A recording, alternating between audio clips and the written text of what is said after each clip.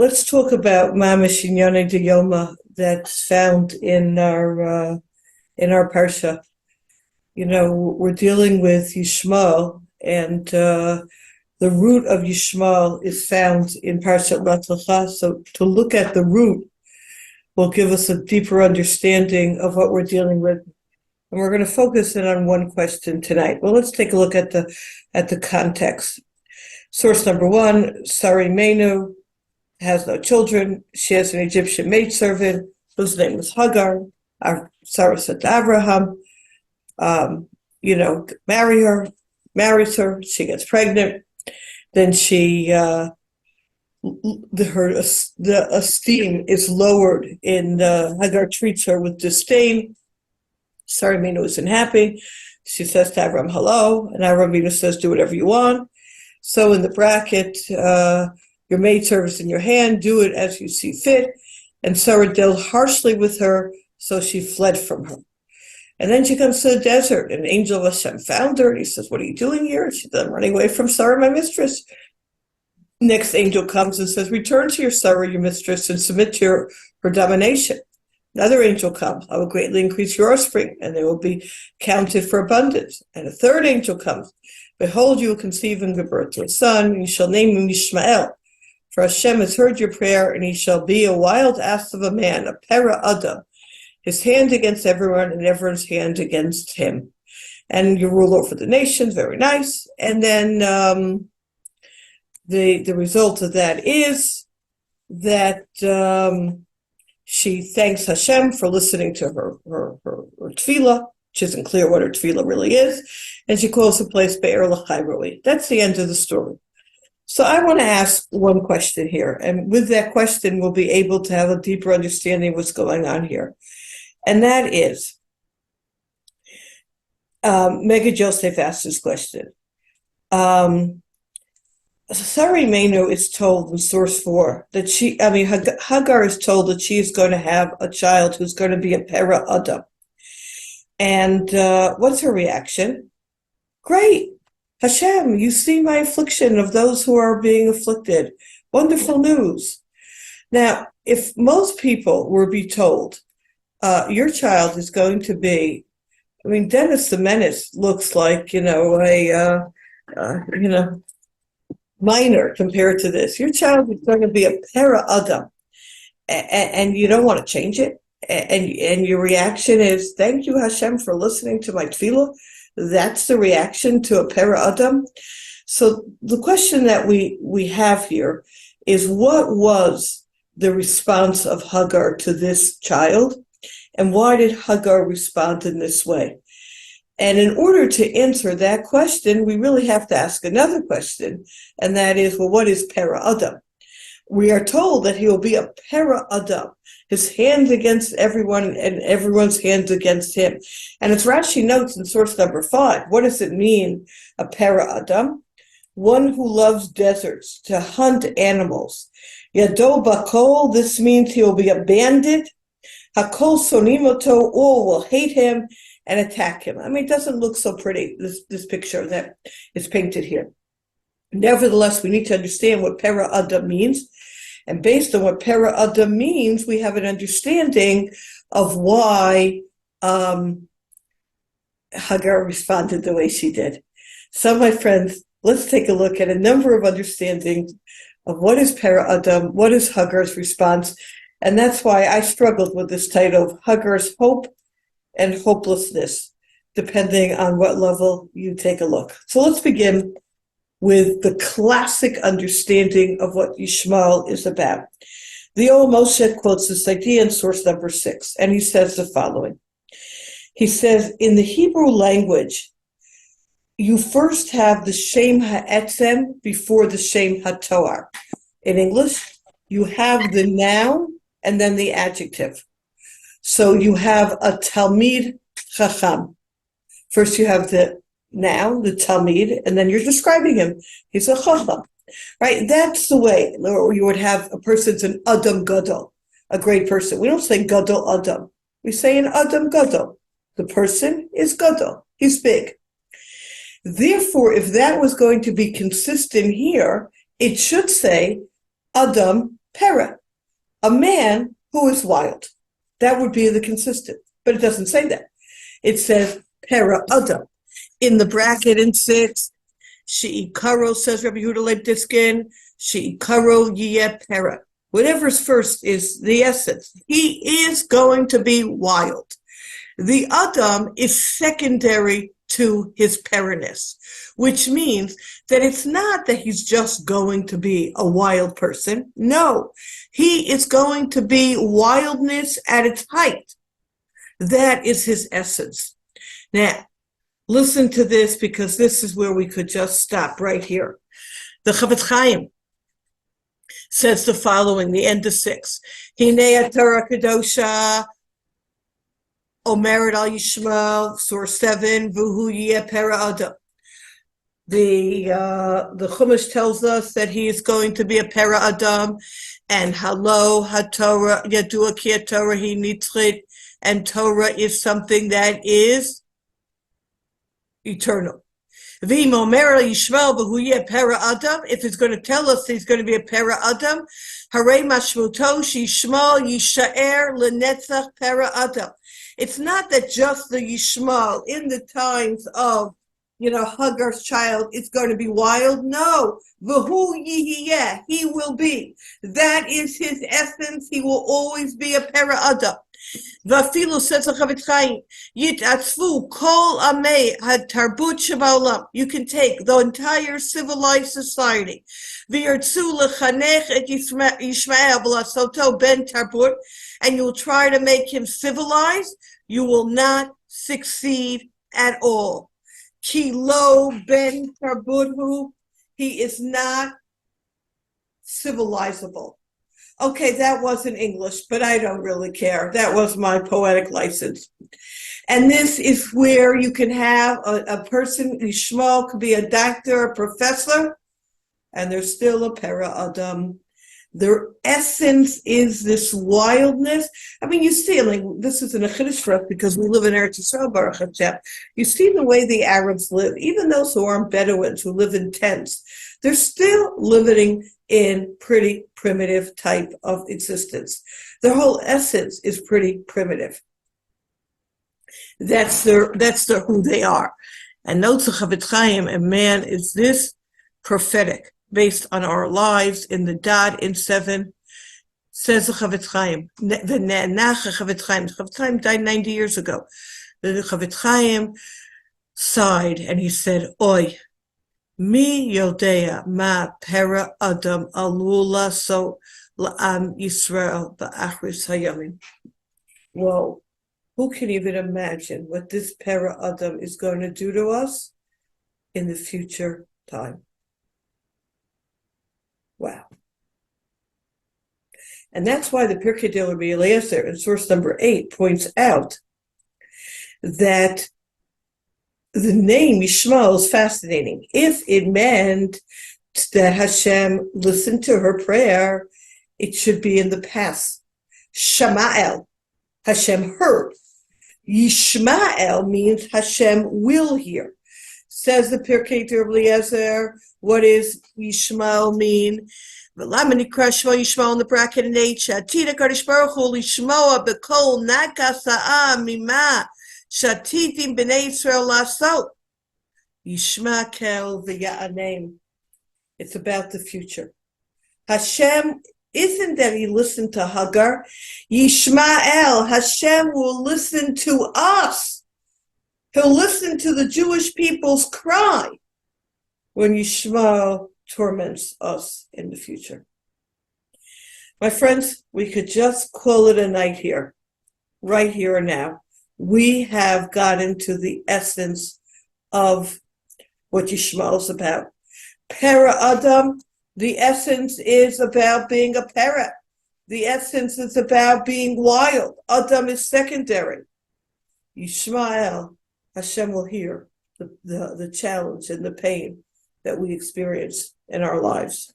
Now, Reb Chaim Vital notes that the description of what Yishmael wants to do to us is best encapsulated in chapter 124 of Tehillim, which is source number 10.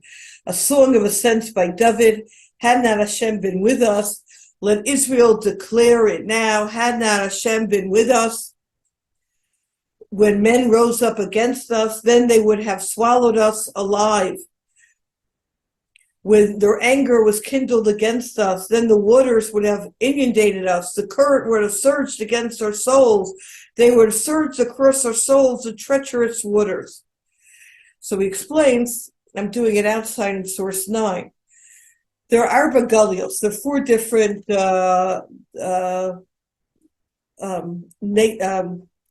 exiles. Thank you.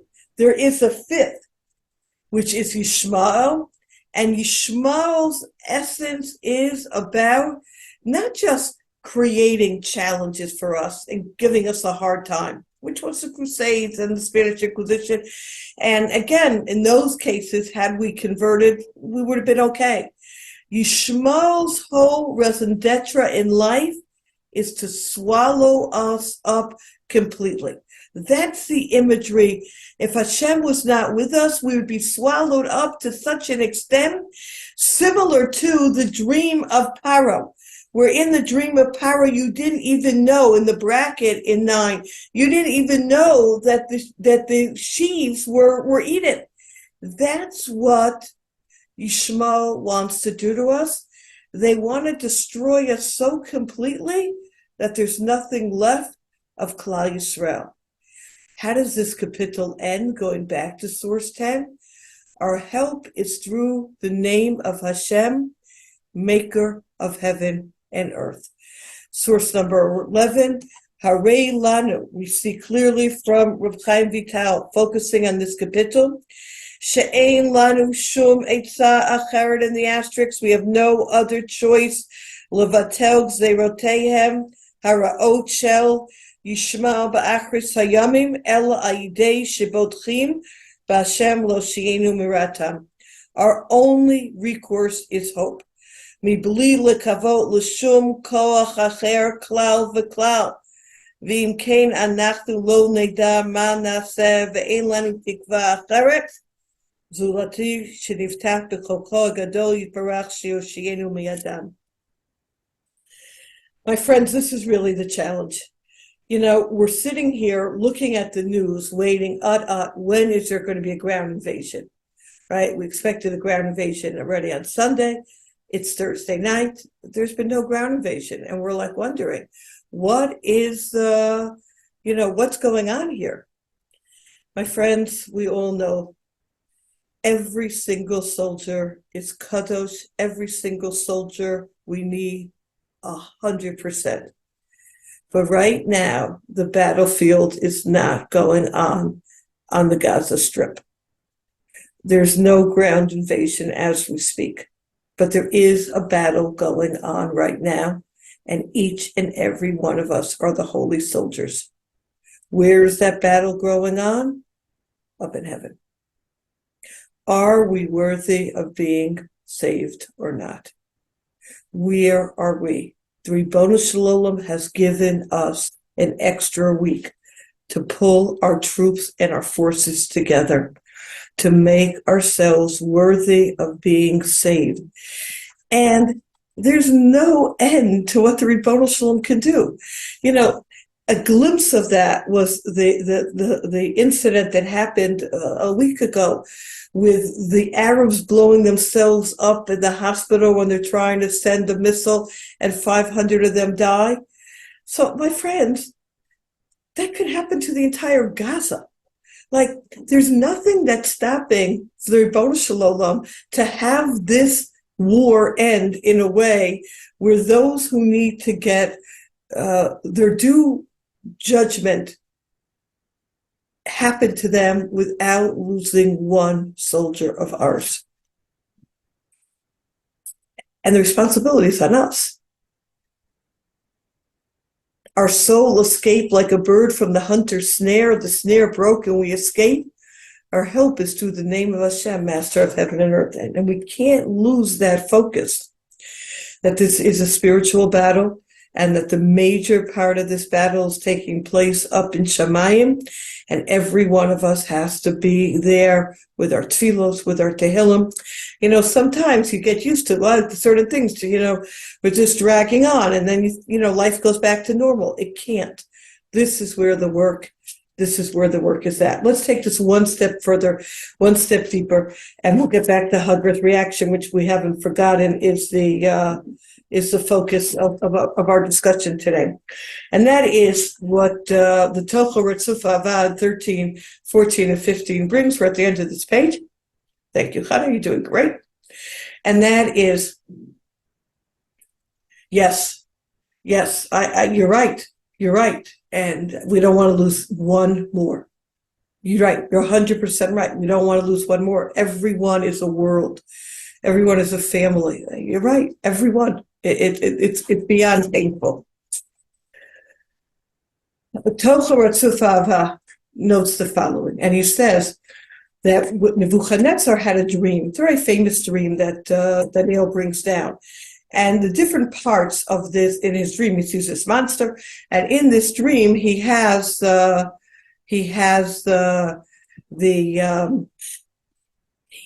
head, which is a golden head, which represents the Malchus of Bavel, and he has the neck of silver, which is Paros, and he has the body of Nechoshet, of copper, which is Yavan, and then the feet are iron, and the feet is the longer part, that's Malchus Edom. Then on the bottom of the feet, which is the bottom of this page, Hannah, you have 10 toes. Half are made out in this dream of cheres, which is earthen, and half are made out of iron. And the Rasag in source 14 explains what are these 10 toes. It's at the end of the Gullus of Edom, right? The feet are the Gullus Edom, and that the legs. And now we're at the feet. And that's why this era is called the Ikvasa de Mashiach, the Ekev. The Ekev is because we are on the feet. We are at the end of this dream.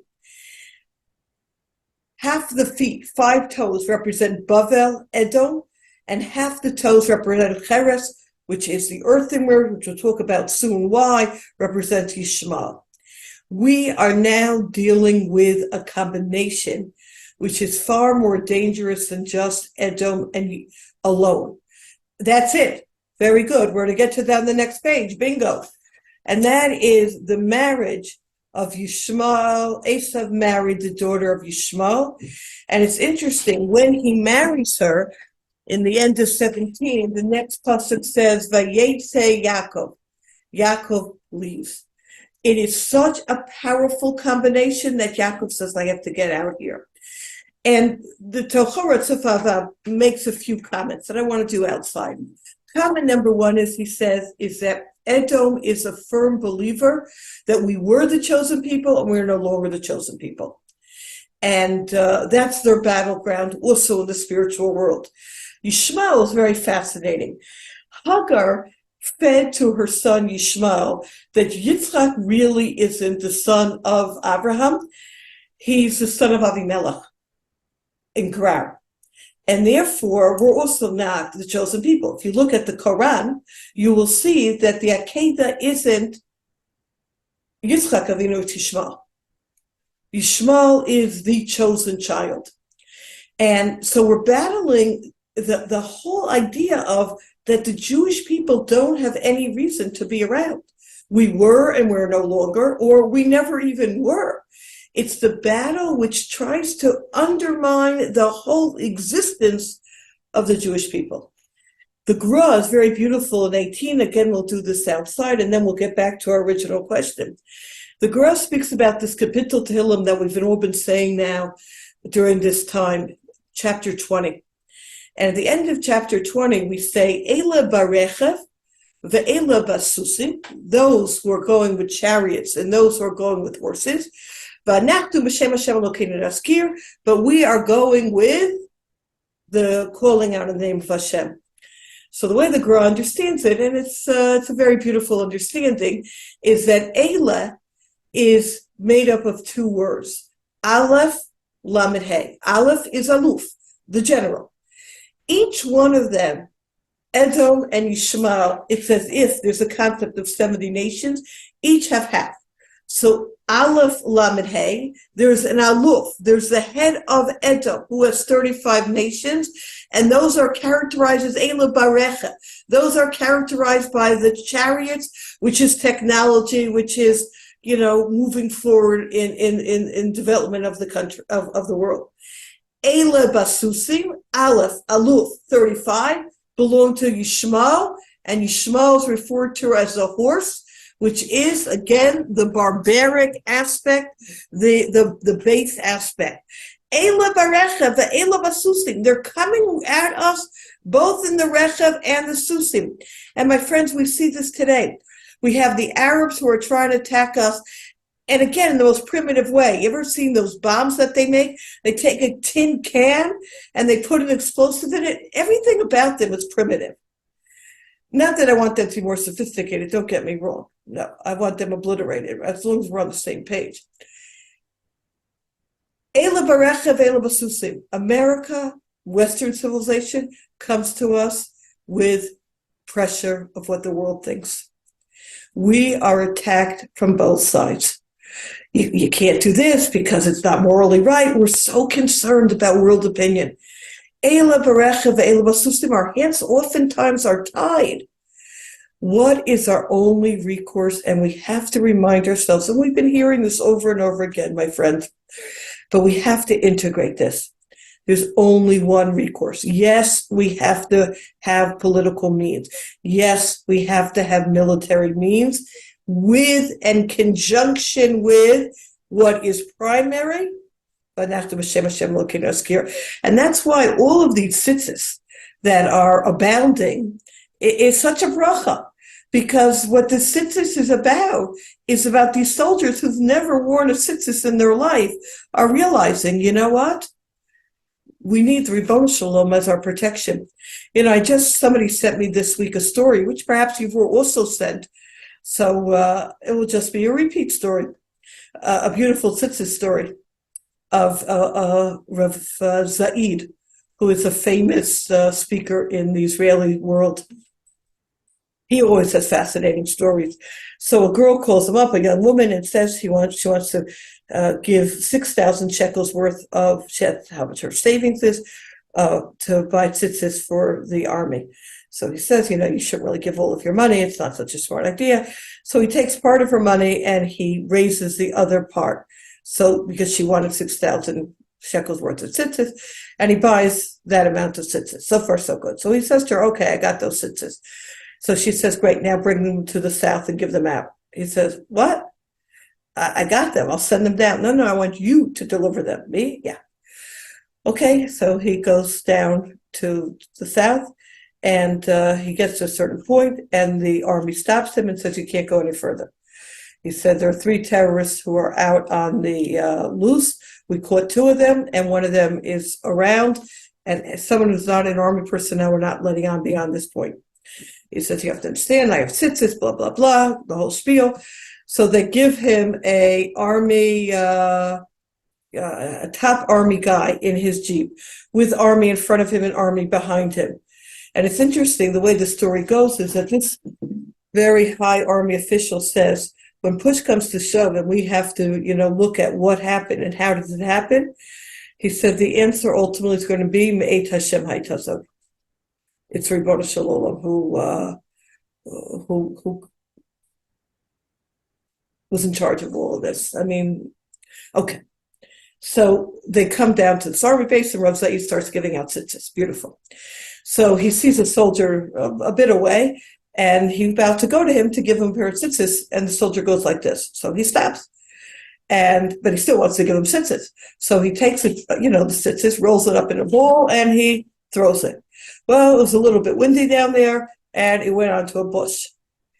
In the bush was where the mechabel, was where the terrorist was hiding. And he suddenly sees something hanging on his head, and his automatic reaction, because he was startled, was to jump up. And they shot him. And that's how they found him. So this is a beautiful story. I like happily ever ending stories. In terms of we think that the tzitzit protects us in this way. Ribono Shel Olam knows how and when the tzitzit will help. Ribono Shel Olam knows how and when our tefillos will help, which is next week's shir. We are limited in our vision. Now, having said all of this, my friends, now we come to the following idea, and it's going to make us feel very uncomfortable. And I know it's going to make us feel uncomfortable, and I really struggled, do I teach this or not? And I said, I'm going to teach it. So, source number 19, Chana, here we go. Ma'aseh Avot Simon Labanim, what our forefathers do for us impacts us, and there's a lot of goodness that they've done that's impacted us tremendously. On the pasuk V'te'aneha Sarah v'tivrach mipaneha, and Sarah dealt harshly with her, so she fled from her. Ramban says the following. He says,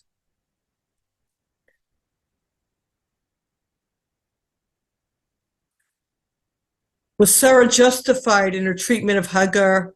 Ramban states his opinion. Our matriarch Sarah, again on her level, sinned in this oppression of Hagar, as did Avram Avinu sinned for allowing her to do so.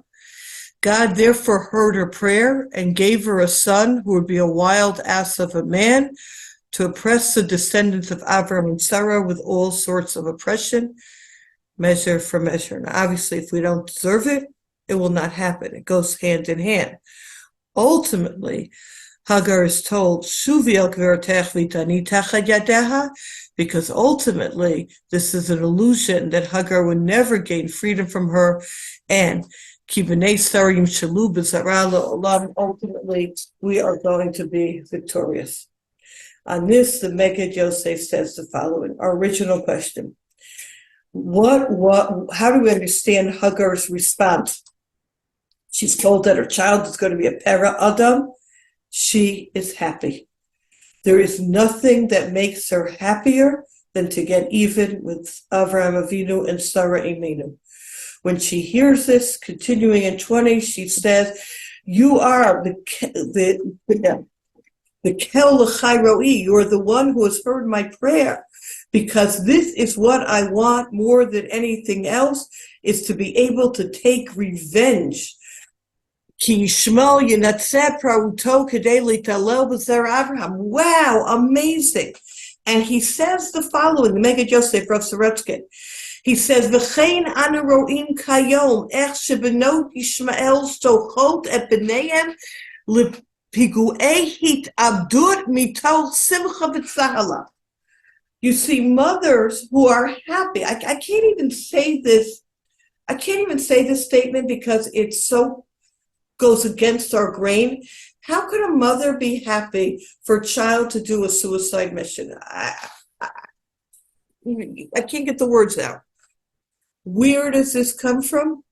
It comes from Hagar, who is happy that her child is going to oppress Klal Yisrael, and this is something that remains within their genetic DNA to do whatever they need to do in order to destroy us. That, my friends, is idea number 1 for tonight. Idea number 2 for tonight. So that's why I played with the title, Hagar's Hope. This was her hope. Her hope was, Halavai, I should have a child who's a para adam, yado bakol v'yad kobo. That's idea 1. Idea 2. What is a para adam? Source 23. Ramon quotes the Sforno. The Sforno says Yishmael is the possessor of a double heritage. From his mother's side, he's a para. He is a wild ass, a passion for independence, a thirst for freedom. From his father's side, he's an Adam, an aspiration to human perfection. You know, today we call these split personalities. He's a para Adam. He has 2 different sides to him. As Rav Wachweigel points out in source 27, that he amda below maros l'chein benado dala yela below maros. Hagar didn't want anyone above her. She didn't want to have anyone tell her what to do and how to do it. So if that's the personality of the mother, is it any wonder that the child follows suit? No one's going to tell him what to do. He'll do whatever he feels like. But yet, my friends, he has another side to him. And that other side to him is his Avraham Avinu's child. And Avraham Avinu, we know, was the Rosh Hamaaminim. He was the big believers. So what does this combination look like? Somebody who refuses to take, that's like this animal, this para. It's like this mule that doesn't want to have any yoke on it, like, wild. Let me be. So he has that aspect. And yet he has the aspect of Avraham Avinu, which is very much emunah. When you put this combination together, my friends, you have big trouble. Top of this page, 24. This is from Moshe Shapiro, Mimamakim, Rav Mandelbaum quotes, and he says the following. B'chol ofen, kevan shesharish inyanahi liyo pera adam, ein hamuna shalahem mo'ila l'rasein ritzonam. Their emunah isn't keeping them in check. Their desires, adirabba, hamuna shalahem b'Hashem gorem lahem lefol kechol she'ela ritzonam. Fakir. Their emunah is what propels them, what ignites them to do whatever they want. They don't make their will God's will. They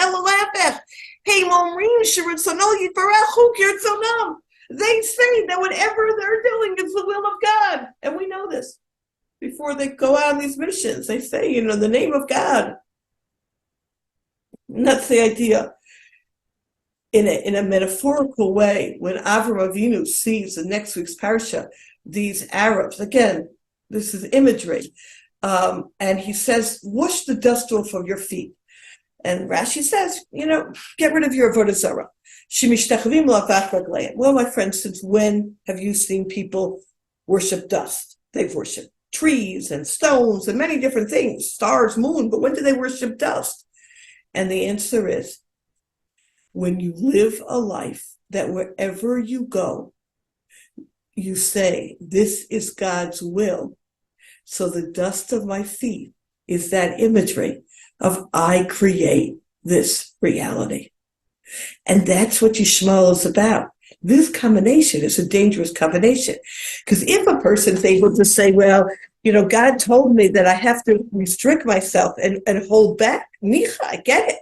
But when you're feeling like I can do whatever I want, then we're in trouble.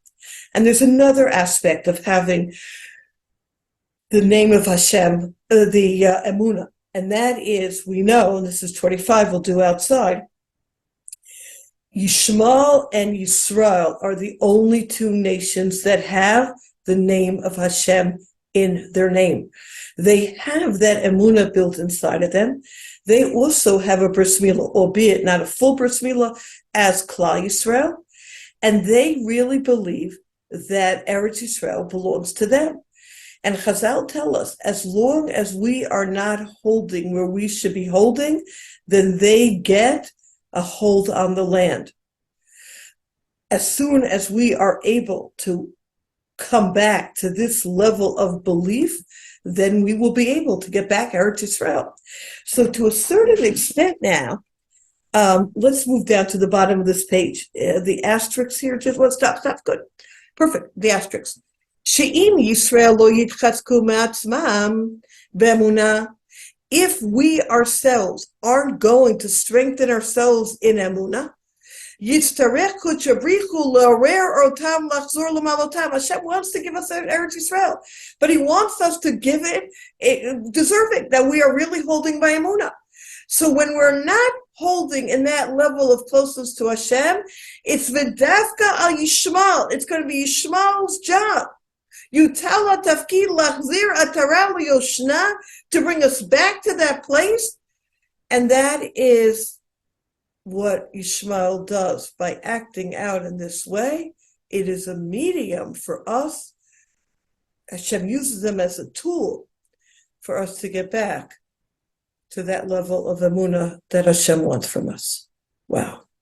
What's so amazing, my friends, is that you learn these sources And it's like living the history. It's like you're reading the paper today. Like this is where it's at. Now, Hagar hears that her son's going to be a para adam. He's going to be wild. He's going to use the moon in his own way. And he's going to be destructive. What is her reaction? 29. Hagar nashal TORAH. Ma הייתה תגובתה של הגר על הבשורה זו שבנה יהיה ליסטים ושכולם יהיו שונאים אותו בגלל זה? כלום. היא שתקה. Shtika koda, she's silent. Okay, great. So I'll have a child like this. Contrast this with Rivka Imenu. Rivka Imenu has a child who's running to go out to the Batei Avodah Zarah. She gets really excited. She goes to Hashem and she says, Lama za anochi? Why is this me? Why am I having this? She davens. Continue on the next page. Hagar is silent. And this, B'kach Navi. And now we understand. Lama matza malach l'nachon l'batzer lahagar ruya per adam. Like, why is the malach telling her this? Like, most people don't want to hear that their kids are going to be bandits, wild, and murderers. Ha'im lo dai tzara b'shaita? When it turns out that way, okay. Mahu ma masav lama l'tzera ta b'teramei? Why make her feel bad before you have to? Bracket. Eliyada malach zeh shagar lo titzta'er. She knew that Hagar wasn't going to be pained at all. He lo teidlech l'jotes Hashem biglal zeh. She wasn't going to ask Hashem. She was just going to take this as is. So that's why I don't know if I did well with the title. That's why I put in this hopelessness. But hopelessness is probably the wrong word. It's this this feeling of, okay, so this is what it is. And it just gives you a sense of what we're dealing with here, that someone isn't concerned that their children are like this. What does it say about Hagar? What type of mother is she to this type of nation? Now, I want to take this idea of the Hagarness in this mix with a fascinating Rav Hirsch. And it's just fascinating to understand this. Okay, let's start on the top here in source number, 39. What does it mean, vata'anaha, that she afflicted her? So the same root is the root of ana, to be dependent on somebody. Like to answer somebody. The common denominator of these two meanings is a state of being or gesture caused by someone else to make someone feel his dependence. This was the condition in which the fulfillment of Sarah's intention depended, that Hagar should remain subservient to her. Hagar must remain Sarah's maidservant. And she couldn't handle this. She thought, I can't be like this. So let's move down to 32. Listen to Rav Hirsch. It's fascinating. So she runs away, and the Malach says, where are you running? She says, I can or I will no longer be a servant. And then we have three angels coming back to back. So we look at it as one continuous conversation. Rav Hirsch says that there are three separate statements. The first expresses a condition, the second a promise, the third a mission and a favorable outcome. Watch what happens. First, the angel says, return of your own free will. Submit to Sarah of your own free will. This sacrifice is a condition for what is to follow. Recognize of your own free will Sarah's supremacy. This recognition will leave its impression on your child, and he'll grow up under Sarah's educational influence, and he'll be a good child. So the first thing Hagar is told, says Rav Hirsch, is go back, you'll have a kid, and everything will be fine. He'll be a great boy. He'll grow up beautifully. She doesn't budge. I'm not interested. Okay? Next angel comes, okay? In return for the sacrifice on your part, going back, your offspring will increase greatly. There will be too many to count. Not interested. I'm staying put. Third angel comes. Your descendants will be the freest of all mankind. This is sufficient for Hagar. Under these terms, she's ready to submit. Wow. What does Hagar want? She wants this. She wants the para adam. She wants her child to be as free as her. She doesn't want to be under Sarah Imenu. She doesn't want him to grow up to be a mensch. This is her hope. This is what she wants. And that's a crazy combination. that Yishmael has. From the father, there is, great philosophers from Yishmael. But at the same time, from the mother, there is this lack of being able to take myself and submit it to a higher form, to submit it to something greater than myself. It's that freedom to do whatever I want.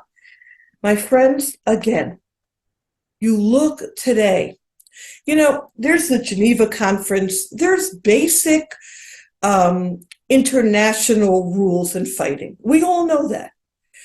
Part of those international rules is you do not take elderly women and children captives. What are you thinking? And I'll tell you what you're thinking. You're a para adam. You do whatever you feel like. No one is going to tell me what to do. That is the essence of Hagar, and that is why she is thrilled when she's going to have a child who's just going to be like her. It's interesting, if you flip the page, or go down the page, I guess you don't flip, Hannah, you go down. Oh, very good. That's an excellent question. Why don't we need to erase them like Amalek? That is an excellent question.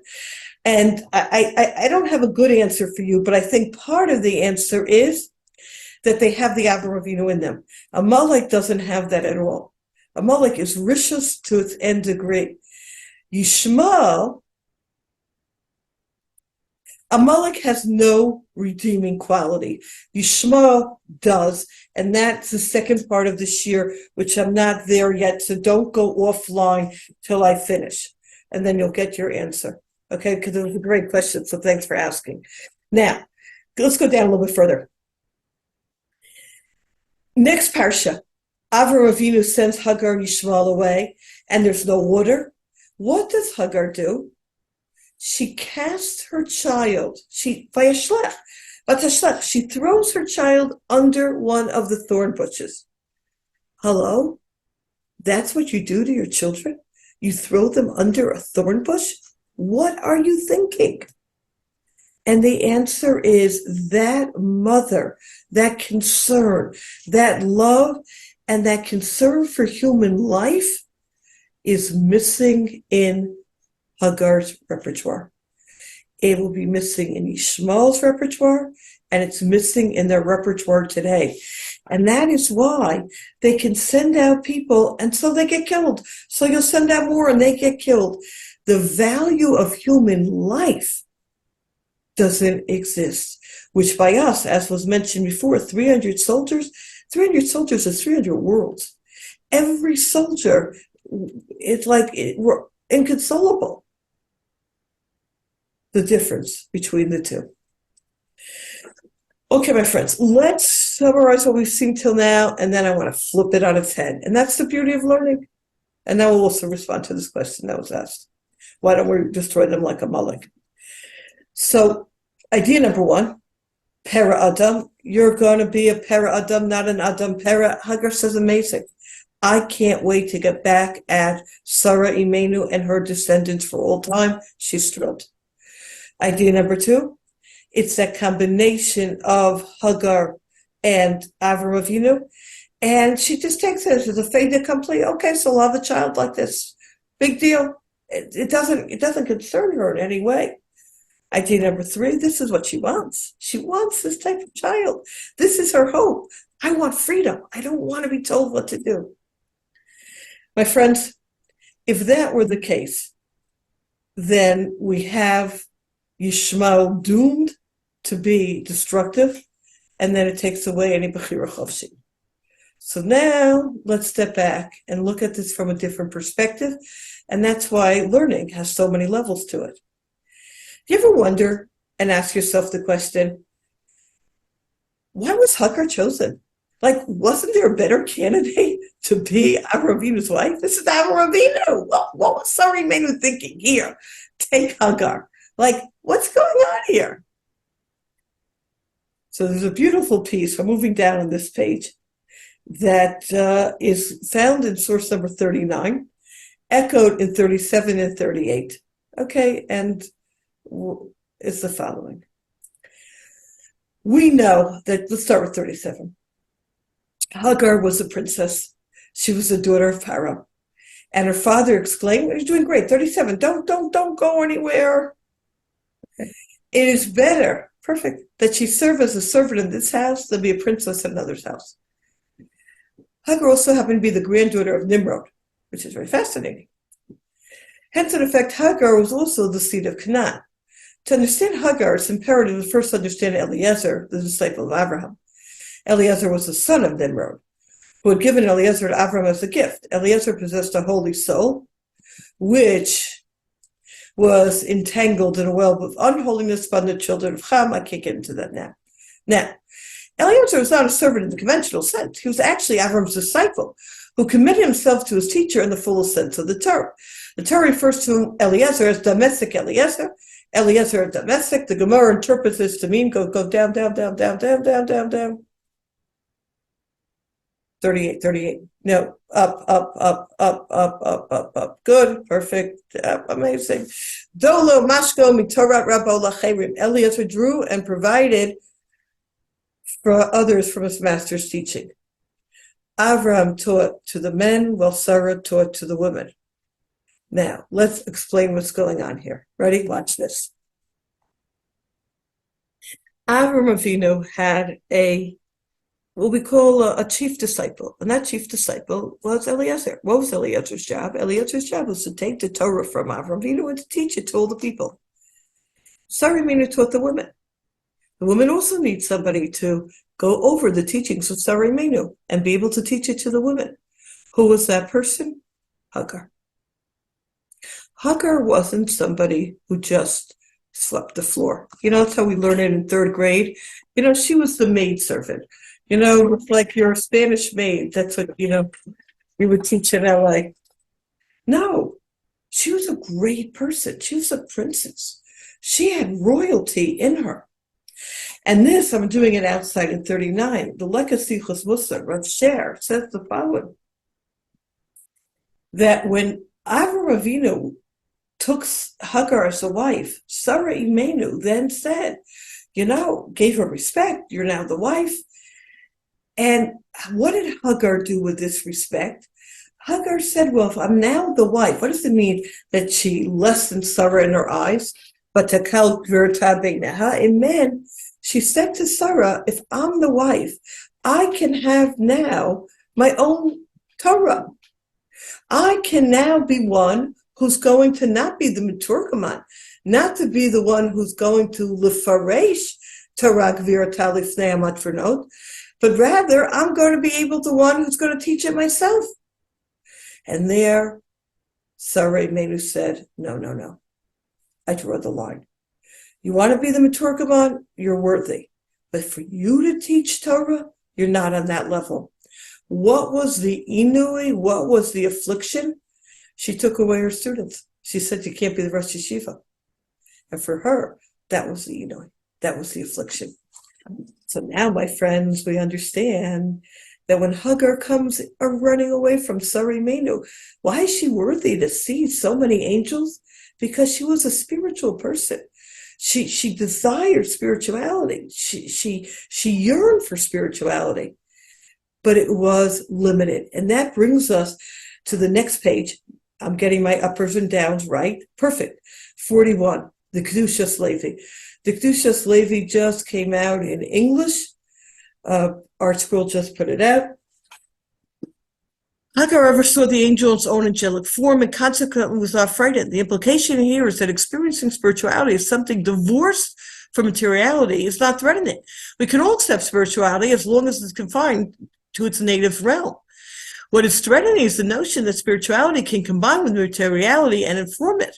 Thus, the non-Jewish Hagar was not troubled by the appearance of an angel in angelic form, since this vision does not carry any moral consequences. That's the key line.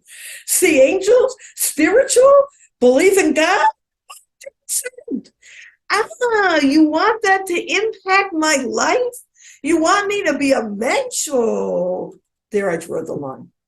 And that is the challenge. And that's the difference between Yishmael and us. It's about being able to take that spirituality and be able to have that humility in front of God. At the same time, we see that there was a greatness to Hagar, a great spiritual value, but again, without the ability to have it conform, in the language of the Kedushas Levi, to carry any moral consequences. With this in mind, my friends, when Hagar is told that her children will be let me just read this whole question and then I'm going to be able to. How can we say that Hagar sinned by afflicting Hagar when Hagar served as her spiritual assistant? So again, would you say that she was, that she sinned? That's the Ramban that said that she sinned. According to Pshat, she didn't necessarily sin because the Malach said what? Go back and vitani tachat yadeha. So the idea of her sinning is according to the Ramban. Move the Ramban out here. This is what she was supposed to do, and it was to put it in her place. And this was not a sin at all. This is what she was meant to do. So again, we have to be careful to separate Mefarshim in their ideas. Good question, though. Now, according to this, what does it mean he's a Para Adam? So you look at the Ksava Kabbalah, and you look at the Chizkuni. They translate Para Adam very differently. The Ksava Kabbalah in 42 says Para Adam is the idea of to multiply. That this is a further Tomar in the double underline, Yifrevi Drabeh, he'll multiply, he'll become great. So to be a Para Adam, we understood Para Adam as a wild ass of a man, Rabbi Arskro. And how could you have a son like this? And how come she doesn't respond? And this is what she wants. Whoa! Rabbi Arskro is translating. There are other ways of translating Para Adam. Para Adam could mean that he will be fruitful and multiply. And that's why she says, thank you, Hashem, for such a bracha. And that's why she takes it in such a way. The Chizkuni says he will be a merchant. And that's the idea of Yad Bakol, the Yad Kobo. He will be involved in transactions with people. This is going to be his lot.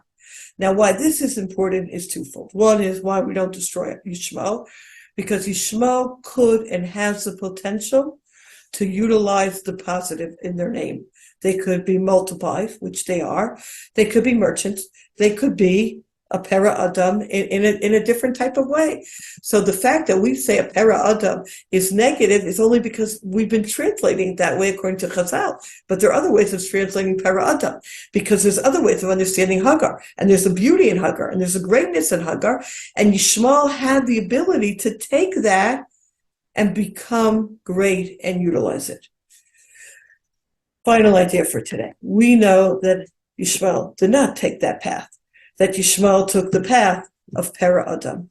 So the question for us, and this will be our final question for today, is what is our response? If we're dealing with this combo of Edom in 44, of Edom and Yishmael, what is our response? So he brings down here the in the bracket the Megale Amukos. Megale Amukos points out that spiritually Esav is compared to the Klipat shore, to the ox, and Yishmael is compared to the Chamor, to the donkey, right? By the Akedah, Avram Avinu says, "Shvu lachem poim hachamor," stay here with the donkey. His mother's from Egypt. Egypt is connected to donkeys. The counter spiritually to a shore, an ox, is Yosef. Yosef is referred to, Bechor Sharo Hadarlo, is referred to as an ox. The counter to the Chamor spiritually is Yisachar. Yisachar Chamor Garam. Yisachar is referred to as a donkey. In the bracket on the left-hand side here, Shur is Yosef. Yosef is a paradigm for Gemilus Chasadim. And Chamor is Yisachar, who's a paradigm for Torah. That's why back in the arrow on the right-hand side, the Gemara in Sanhedrin says, the students Rabbi Eliezer asked, what should a person do and be saved? Mechevlo shel Mashiach, from the birth pangs of Mashiach. The Gemara answers, Yasod b'Torah. Torah and Tefillah go hand in hand. Akol kol Yaakov, it's the two voices. Ukumilus chasadim. My friends, this is our response today. What is our job to counteract this combination of Edom and Yishmael, these 10 toes? We have to have the mindset of Yosef, which is Gemilus Chesed, acts of kindness, and we have to have the mindset of Torah and Tefillah, which is the mindset of what Yisachar is about. That is the response that we need. And we'll end with the final source on the next page. We say in the last paragraph of Ma'osur, we say, going down, we say, Chasov zroa kachecha, v'karev kesa Yeshua, bear your holy arm and hasten the end for salvation. Avenge the vengeance of your servant's blood from the wicked nation, for the triumph is too long delayed for us, and there's no end to days of evil. And then we say, Dechei admon b'tzel salmon hakem lanu ro'im shiva. Repel the red one in the nethermost shadow and establish for us the 7 shepherds. And he points out that the Admon clearly is Edom, who is red, and the Tzalmon, who is in the shadow of Edom, which means who is not a Malchus in his own right, but has come as the shadow of the final Malchus of Edom. The shadow is Yishmael. And this is what we daven for. Dechei admon b'tzel tzalmon, and hakem lanu ro'im shiva. And this, my friends, is our work right now, to be able to understand this battlefield of absolutely we need to be fighting on the physical battlefield. Don't in no way we are we are lessening that's important. It's crucial. At the same time, we can't negate that our work is and continues to be, and that's what everyone's saying, Tefillah, Torah, and Gemilut Chasadim. This is our work. This is the counter to this Para Adam.